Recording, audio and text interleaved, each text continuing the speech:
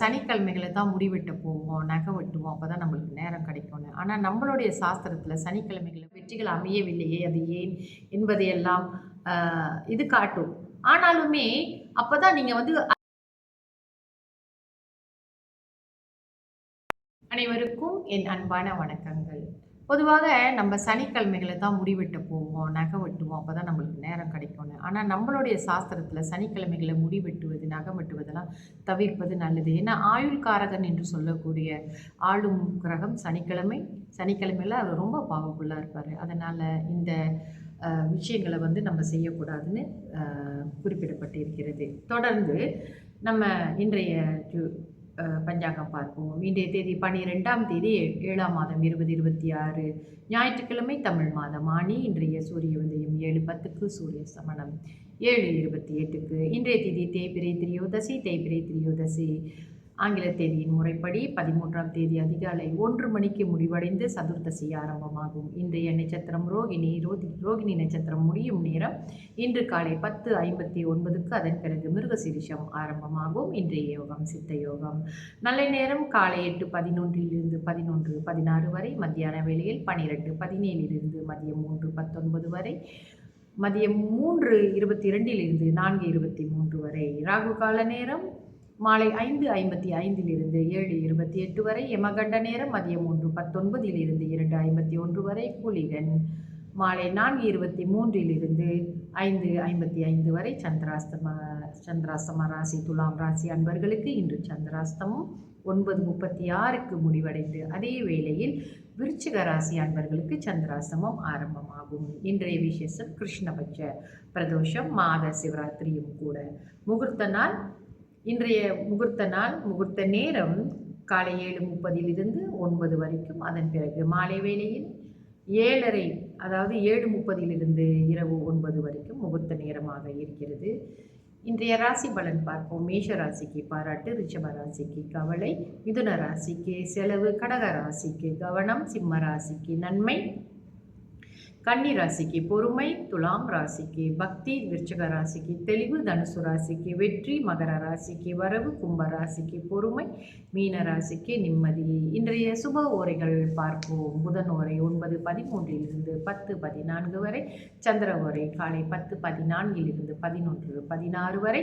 குரு ஓரை மதியம் 12:17 மதியம் 1:19 வரை. சுக்கிர ஓரை மதியம் 3:22 4:23 வரை. புதன் ஓரை மாலை 4:23 5:25 வரை.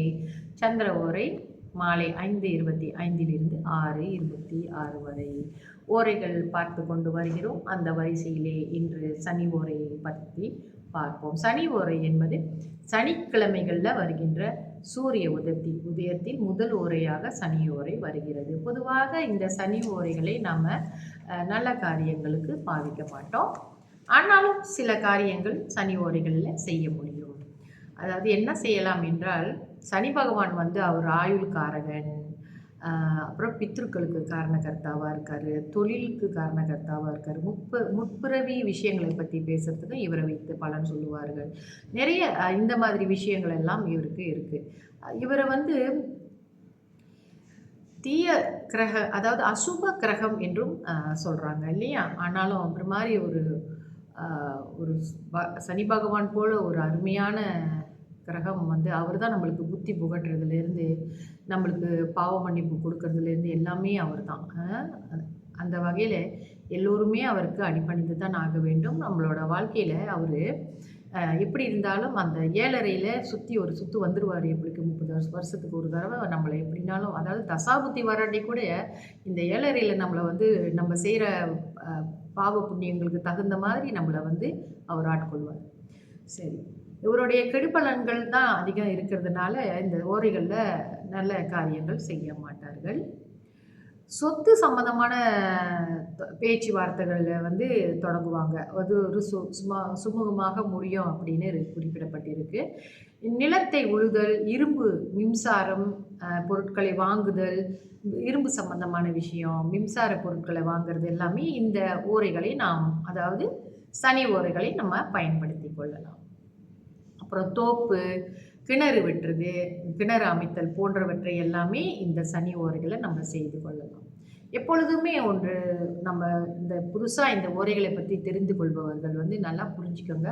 ஒவ்வொரு நாளுமே இந்த 7 ஓரைகளும் நம்மளுக்கு அப்படியே சுற்றுல வந்து கொண்டே தான் இருக்கும். ஆனாலும் நம்ம வந்து சூரிய உதயத்தின் பொழுது அந்த நாள், அந்த கிழமைக்கு உரிய ஆளும் கிரகத்துடைய முதல் ஓரையாக அவர்களுடைய ஓரைகள் தான் வரும். அதே வரிசையிலே வந்துக்கிட்டே இருப்பாங்க. ஒரு அவருக்கு அவங்க கட்டாயம் இருப்பாங்க. ஸோ நம்ம தான் இந்த நாளில் இந்த ஓரை எப்போ வருகிறது, சனி ஓரை எப்பொழுது வருகிறது, செவ்வாய் ஓரை எப்பொழுது வருகிறது என்பதையெல்லாம் நாம் கற்றுக்கொள்ள வேண்டும்.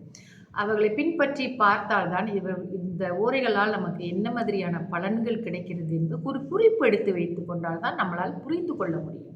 ஒரு 6 மாதத்திற்காவது இந்த பயிற்சியை மேற்கொள்ளுங்கள். அப்போது உங்களுக்கு புரிந்துரும் நம்ம செய்யக்கூடிய காரியங்கள் எவ்வளவு வெற்றி அடைகின்றது, எவ்வளவு தோல்வியாக போகுது அப்படின்ற எதிர்பார்ப்புக்கு தகுந்த மாதிரியான வெற்றிகள் அமையவில்லையே, அது ஏன் என்பதையெல்லாம் இது காட்டும். ஆனாலுமே அப்பதான் நீங்க வந்து எவ்வளோ முயற்சி போடணும் அப்படின்றது உங்களுக்கு தெரிய வரும். ஒரு காரியம் செய்ய போறோம். இன்னைக்கு கொஞ்சம் அதிகமாகவே நம்ம முயற்சி எடுத்துக்கணும் அப்படின்றதெல்லாம் நீங்க புரிஞ்சுக்குவீங்க. இதெல்லாம் ஒரு பயிற்சிக்கு கொண்டு வந்து ஒரு பயிற்சியிலேயே நீங்க வச்சுக்கிட்டா தான் இத பத்திலாம் நீங்க நல்லா தெரிஞ்சுக்க முடியும். எத்தனையோ விஷயங்கள் நம்மளோட பஞ்சாங்கத்துல நமக்காக சொல்லிக் குடுத்துருக்காங்க. அதுல ஏதாவது ஒன்றை பின்பற்றி வந்தீர்கள் என்றாலே ஒரு நல்ல நிலையை நீங்கள் அடைய முடியும்.